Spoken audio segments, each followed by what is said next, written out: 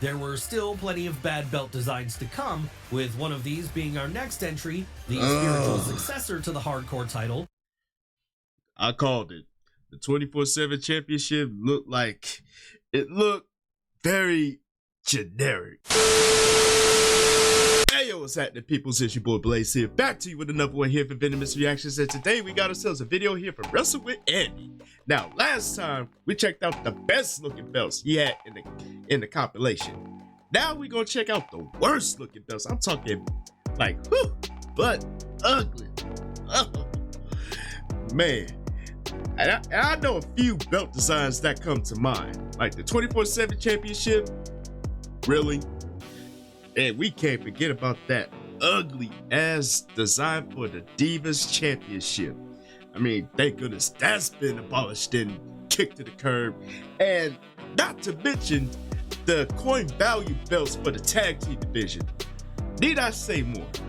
But we're gonna see what Wrestle with Andy is talking about in this one. Should be entertaining and going down memory lane. So without further ado, let's get into it. Let's go.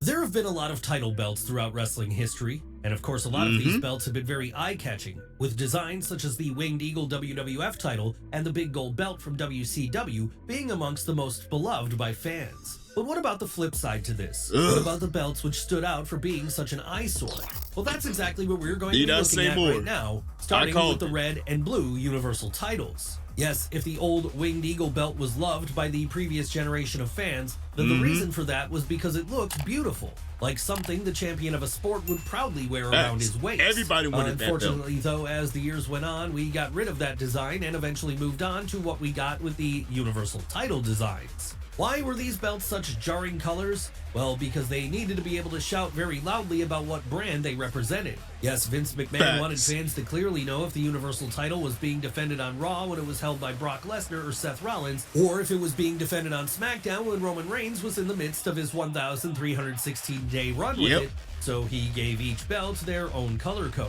So it should come as no surprise that both of these belt designs were largely reviled by many fans, with the red one being yeah, the Universal title, not everybody was digging that one because it was like a copy and paste of the WWE Championship that they had during that time. And it got to a point where it's like, really? When it came down to the big reveal, like, this is what you came up with? Like a copy and paste, only you threw it on a red strap or a blue strap? Come on, WWE, get creative. Like, you have so many creative people on staff, and you could come up with something unique. Oh, man. But I'll tell you, everybody hated this design, and I don't blame them one bit, because I hated it. The subject of particular vitriol when it was first unveiled during a match between Seth Rollins and Finn Balor at SummerSlam 2016. Fortunately, though, in the years since then, the Universal title has been formally merged with the WWE title after Cody Rhodes won it at WrestleMania 40, meaning we don't have to worry about seeing its crazy color schemes on our screens anytime in the near future in either of its incarnations. I hope but of course, the red and blue versions of the Universal title aren't the only ones which existed over the 8 years that belt was active. No, there was at one point a special customized version made for one of its holders, and that belt is our next entry as it happens. Yes, we're talking about the Fiend belt. Yes, the Fiend's customized version of the Universal title truly was ugly. But to be fair, it really was supposed to look this way, as it was being carried by a horror movie villain-inspired character after all. I mean, honestly, I really didn't have an issue with it, because, it was held by the Fiend, so it's only normal that the Fiend had a Fiend-inspired championship belt. But does it leave something that for people to like go after during that time? No. But did it fit like the Fiend character? Absolutely. I mean, I give points for creativity, but yeah, no. What was so ugly about it exactly?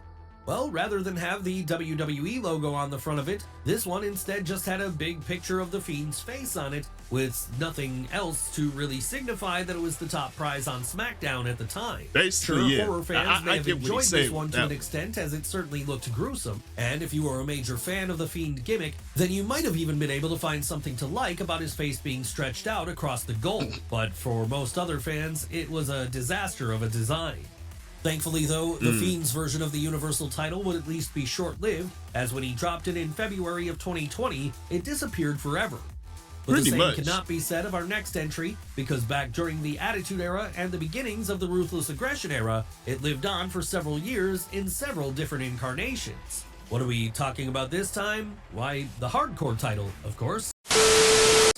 Now, you could argue that the whole point of the Hardcore title was that it was supposed to be ugly. After all, it was meant to represent the Hardcore division, a division which, in turn of the Millennium WWF, was all about weapons, plunder matches, and wild brawls. But that doesn't change the fact that even if it was by design, it was still a very ugly belt. Sure, it may have been pretty at some point in time, as at some point this was actually a replica of the old Winged Eagle belt, with one of the most popular misconceptions out there being that it was the one Mr. Perfect so famously smashed up with a hammer on TV once. But by the time it made it back to television in November of 1998, it certainly wasn't pretty anymore.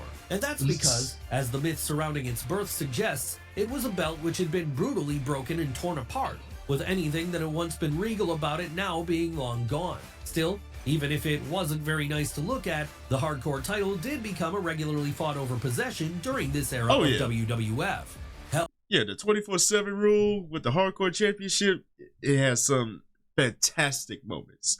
Now, for appearance-wise, I will say it doesn't register on the scale, but for the division itself, bar none. Bar none. Hell, over the course of its existence, it would actually change hands a full 231 times, with most of these title changes happening under 24/7 rules. In fact, so beloved would it be by some of the people who held it, at one point towards the end of its life, the Hardcore title even began to get some customized versions introduced, with two of the most notable of these being Tommy Dreamer's and Bradshaw's. Why were these so notable? Well, because they somehow looked even crazier than the original version. That's right, when the Innovator of Violence introduced his own version of the strap during the early 2000s, it would have a New York City license plate pasted over the front faceplate. And when Bradshaw did the same at around the same time, his would have a Texas flag. But then the division was very much in its death throes at this time, ready to be put out to pasture once and for all. Of course, once it was gone and the Hardcore title was gone along with it, there were still plenty of bad belt designs to come, with one of these being our next entry, the spiritual successor to the Hardcore title. I called it. The 24/7 championship looked very generic, and as far as like the design itself, it was completely oversized. Like, nobody wants that championship. But I will say, due to the 24/7 championship, we did have some iconic moments, mainly because of R-Truth. I mean, I'm just saying. But the belt in its entirety, yeah. The 24/7 title. Yes, it was back in May of 2019 that in an attempt to boost flatlining Raw ratings, Vince McMahon decided that the best way to get some interest back for that third hour of Raw was for it to serve as a stomping ground for a new version of the old Hardcore division. But this one wouldn't be called the Hardcore division. Rather, it would be called the far more PG-friendly 24/7 division, with its title being the 24/7 title. Why was it the 24/7 title? Well, like with the belt which preceded it, this one was going to be fought over under 24/7 rules, meaning that so long as you had a referee with you, you could challenge the champion for it at any time, in any place, even if that be somewhere like a golf course, a private jet, or a bathroom. And while this could have led to some fun moments, the belt's design never quite got over with audiences, as it was such an eyesore to look at. Yes, this new prize had a green leather strap with a copper penny centerpiece, with it looking similar to something you would have got at a Toys R Us back in the day. Not the kind of thing which should have been presented as an actual piece of hardware people wanted to fight over on TV. So perhaps it should come as little surprise then that pretty quickly this belt became something of a comedy title, with the majority of its existence seeing it be held by R-Truth and defended during comedy segments, which usually ended with him running away from the jobber crew of 205 Live. R-Truth is comedic gold. I'm gonna keep on saying it because it's the truth. He is comedic gold. Or main event. Even the most hardcore of fans would struggle to defend this one, and when Triple H clearly saw the division wasn't getting over as initially intended, he'd deactivate the title and make sure it was gone forever, when the final champion, Nikki Cross, quite literally dumped it in the trash on an episode of Raw. But that somehow wasn't the only time WWE ever did copper penny designs for a title belt. No, years before, they'd do the exact same thing with our next entries, the WWE Tag Team titles from the 2010s. Yes, the Copper Tag Team titles were originally introduced back in August of 2010. And WWE had the best of intentions with this design, as they were going for something which was supposed to look like it was straight out of ancient Greece, complete with...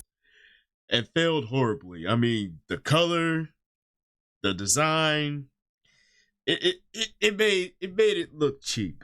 And honestly, on the outside looking in, it made the tag team division look like an absolute joke. I mean, when you're like one of the top divisions in a company, the championship has to match the quality of said division. And these belts, dark times indeed. Dark times indeed. Like, what the hell? Spartan helmets on the front faceplate, the exact kind of thing the gladiators of old might have fought over.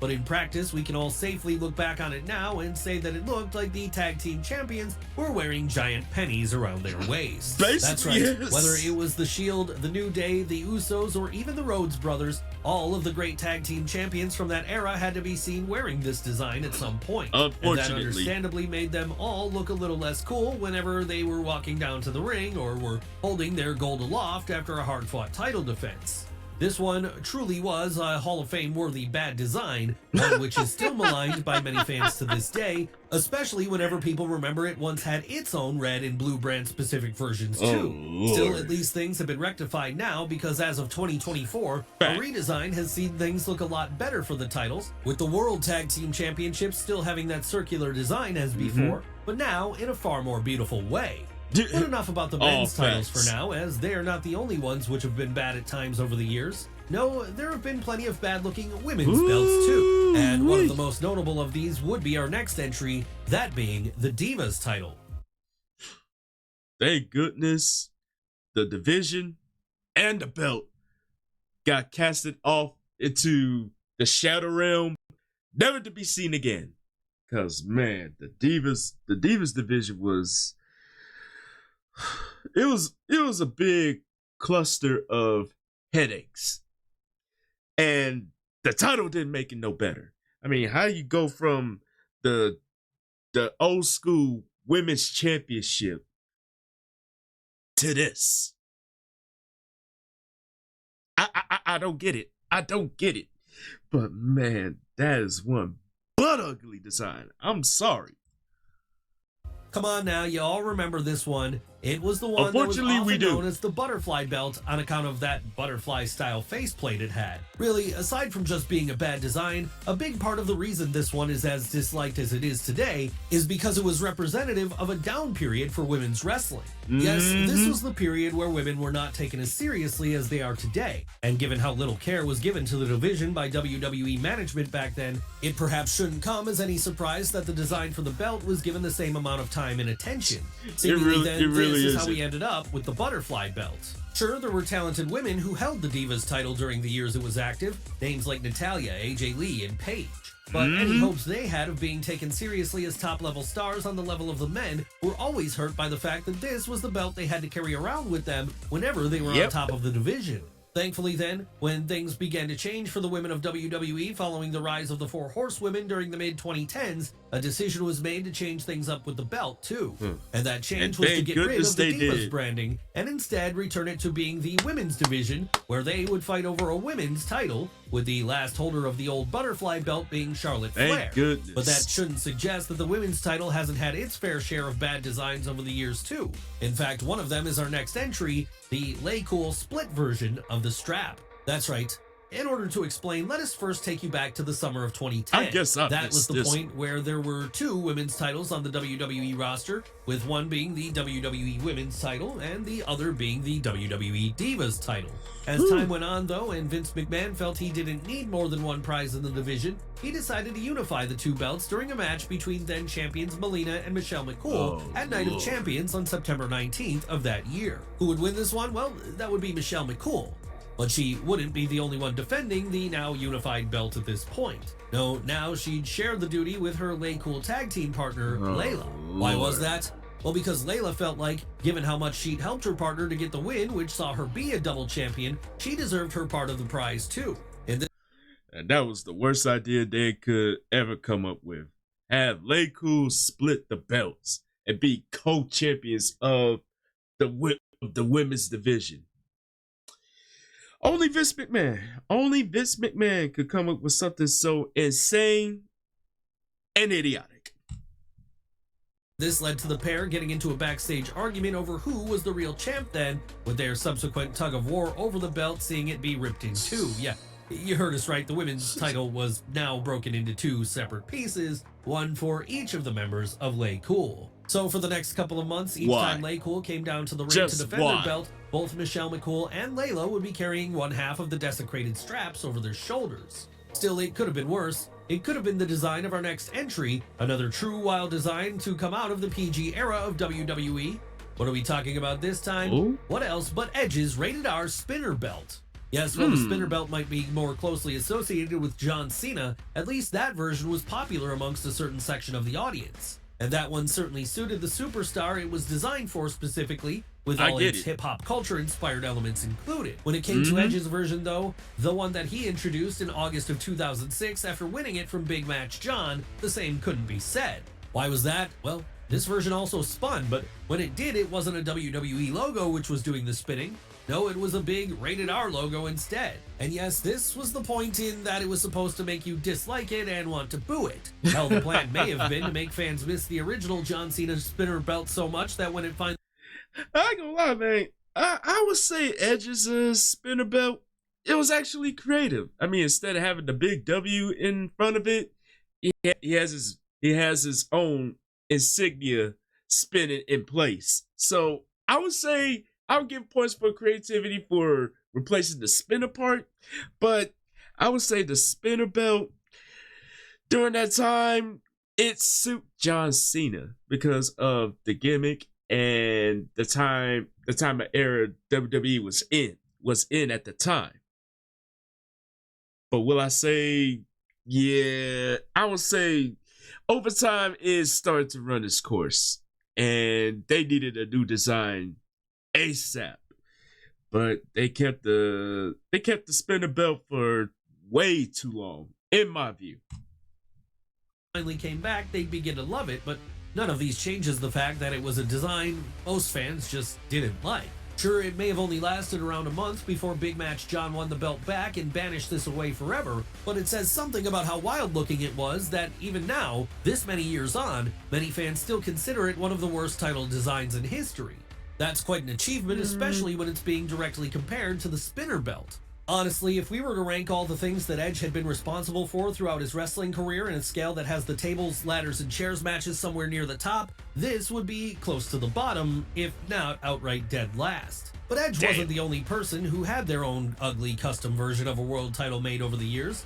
In fact, he wasn't even the only member of those iconic TLC matches who had this, because the same would happen with Jeff Hardy a few years later in 2010, though when it happened to him, it wouldn't be in WWE, rather it would be in TNA with his Immortal belt.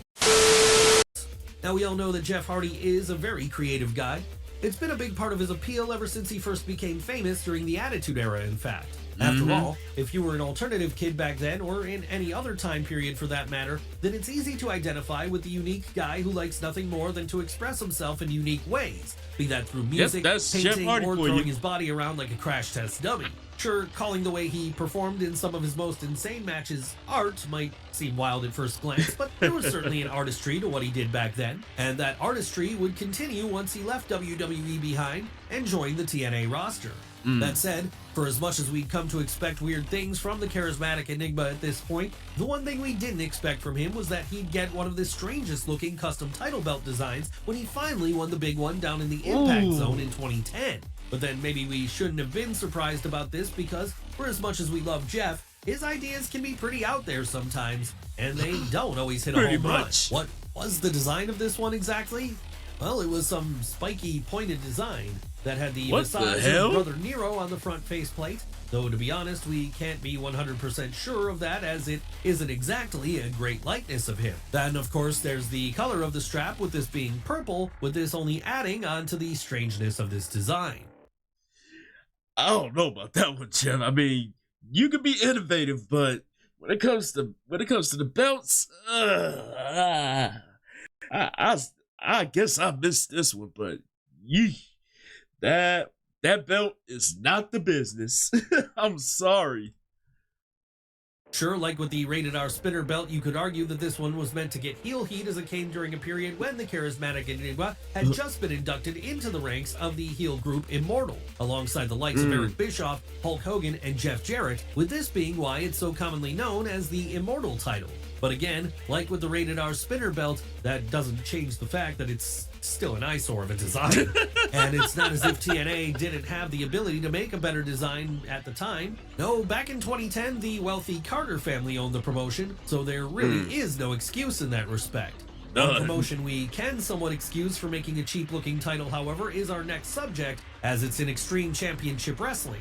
Everyone's favorite low-budget underdog that we find another bad belt design, that of the original FTW title. Now, modern wrestling fans will probably be more aware of the FTW title today as being an unsanctioned belt, which was, up until recently, fought over in AEW, with the man who held it the most probably being Hook. But years before it ever got a second life down in Jacksonville, the FTW title was first created by Hook's father, current AEW commentator, Taz. The human Why had suplex Taz machine. created a belt for himself? Well, after growing frustrated that he'd been unable to challenge Shane Douglas for the ECW World title following Douglas's injury, the human suplex machine decided that if he couldn't win the official belt, then he'd just make an unofficial one for himself. And that's what led to him. I gotta give Taz credit for that one, man. Yo, hey, if you can't get the original belt, hell, great one for yourself. And it became an unofficial belt of ECW. And to this day, I still want that belt. I don't know why. Just because it's Taz, like the human suplex machine from Red Hook. Maybe it's just me, but to me, to create your own belt just for the hell of it is badass. No matter if it's ugly or not. Then to me, it's serviceable. And I actually like it a little bit. I'm just saying. Him creating the FTW title. The only problem with the FTW title, though, was that, apart from never being officially sanctioned by ECW, it was ugly to look at. And that was because it was about as cheap looking as they came, with it basically seeming to be some kind of replica version of the Winged Eagle belt, complete with a bright orange strap. And yes, the orange did serve a purpose, as it was the color most associated with Taz, but it was still garish nonetheless. Of course, the ugliness of the belt very well could have been a part of the design here, and not in the sense that it was supposed to get heel heat. No, we can't rule out the idea that it was grimy and ugly looking specifically because that was what ECW was. So if it didn't look like something you would get in WWF or WCW, that was okay, as this was exactly at what fans of Extreme Championship Wrestling wanted. But while we can give the original FTW title a pass for not looking great, as it was very possibly supposed to be that way, the same can't be said for our next entry. No, when it came to those early days of NXT as a true developmental league, they almost certainly wanted a title which made them look like they were prestigious. And that was not something we quite got with the original NXT title. Yes, while the NXT title has looked great over the years, with the black and gold version being particularly well liked by audiences, it took a while for WWE WWE to figure out the design of it. But then, to be fair to them, back when it was first introduced in 2012, the creative team were probably spread thin already, trying to make sure the brand successfully moved over from the game show incarnation into something that would be more sustainable as a place. Yeah, the game show incarnation of NXT. I don't get where they was going with this. Like, they turned NXT to a game show for new up and coming talent until it got rebranded into a developmental portion of WWE for up and comers. So I'm glad they rebranded it as such, because that game show incarnation of NXT, no, hell no. Place for wrestlers to learn before eventually moving up to the main roster. And that was how, rather than get one of the better versions that we're all familiar with today, when Seth Rollins became the inaugural NXT World Champion on July 26th of that year, he'd be given something which, to put it nicely, wasn't exactly pretty to look at. Yeah, no, while it did have not the exactly NXT the business logo right with the there design. front and center as later versions would, the rest of the design left a lot to be desired. And as if that weren't bad enough, there was also the fact that rather than have some cool side plates placed along the strap to make up for the center of the title, all we got here were a bunch of square WWE logos, with there being no nameplate at all to celebrate whoever was holding the title at the time. Thankfully, though, when it comes to the top prize in NXT, it would get far better designs as the years went on and the brand started to take off in popularity. And so for this reason, we can safely say today that it's been redeemed. That said, none of this takes away from the fact that the original design wasn't the best. But then, we guess the same could be said about every title belt we've looked at today, as they're all amongst the worst designs that wrestling has ever given us. Very true. Yeah, those belts, they were some of the most butt ugly designs I've ever seen. With the exception of the FTW, I don't know why that's so eye-catching to me. The FTW championship from ECW, courtesy of Taz, nonetheless. But I will say, the belts I mentioned in the beginning, I already knew they were going to make the list, because, dude, they look like something you went out of the gumball machine in the laundromat. Let's keep it real, especially the 24/7 championship. Like, no. That's definitely something you get out of the gumball machine in the laundromat or somewhere. But yeah, those belts were not the business. And you know what? I'm glad they made the move and actually changed the belts overall, rather than be on the main roster or the NXT roster. Yo, they definitely redeemed themselves with the titles, designs that we got right now. And you know what? I actually love it. And I want to know from y'all, which belts were the ugliest in this compilation from Wrestle with Andy? Yo, let me know down in the comment section down below. And as always, thank y'all for tuning in. Hopefully y'all enjoyed this one. And don't forget to tell your peoples across the globe, come kick it with your boys and swing a solid time. And you already know what to do next, my peoples. Follow your boy on social media right over yonder. And this is your boy Blaze here saying chuck the deuce, and I will see y'all in the next video. And I'm out.